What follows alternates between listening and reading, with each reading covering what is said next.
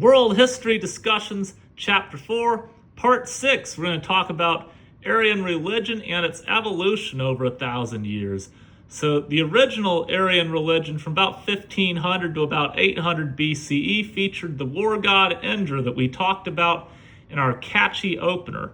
However, there was also Varuna, the god of the heavens, who wanted high moral standards and despised lying. He'd punish people with disease and even death. There was also a belief in heaven and hell. The house of clay was basically hell. It was a dreary realm of punishment where very bad people were sent, while the world of the fathers was the heavenly realm.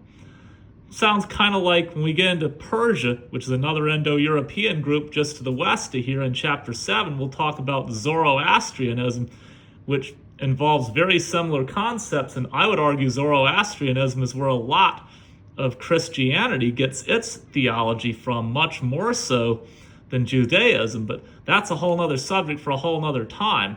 Overall, despite this belief, for the most part, ethical concerns were pretty minor in early Vedic religion. It was more about performing rituals to win favor of the gods, which was by far the most important part of the religion.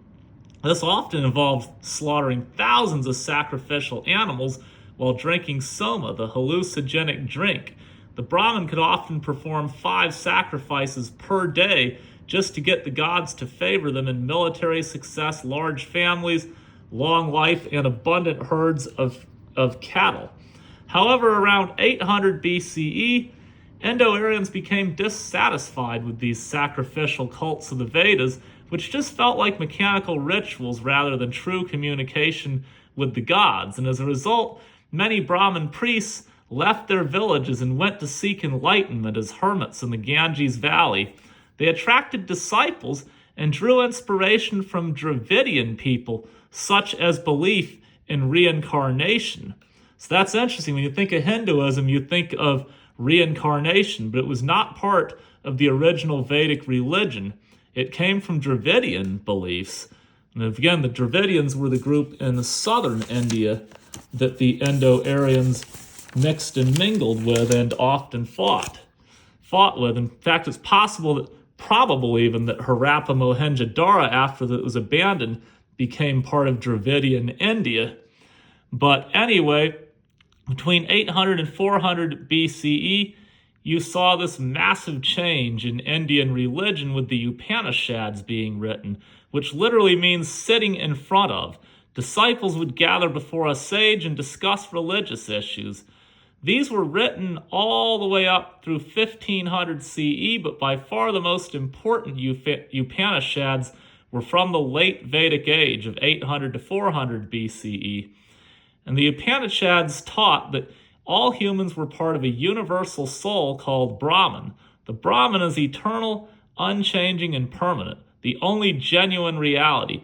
People are born into the physical world not once, but many times. Then you have fancy words like samsara, the cycle of birth and death and rebirth. Karma, how you live this life determines how you are reborn. You may be reborn of a higher caste if you're really good in this life, or a lower caste if you're bad. And if you're really bad in this life, you might be reborn as an animal. The highest goal, though, was moksha, which is to escape the cycle of death and rebirth altogether and become a Brahmin. This would be achieved only through extreme asceticism and denial of worldly pleasures to sever ties to this life. And that's why you had yoga, which I mentioned Rishikesh being the capital of yoga, Rishikesh northeast of New Delhi, and yoga being an intense form of meditation that probably dates all the way back to the Indus Valley civilization. The Upanishads encourage strong morality, honesty, self-control, charity, and mercy. And this is kind of when vegetarianism became a big part of the culture as well, because animals might contain the souls of former human beings. It's interesting about asceticism, because that's a big part of so many religions, not just Hinduism, and the idea that denying pleasure in this life will lead to a deeper spiritual meaning. Very interesting stuff.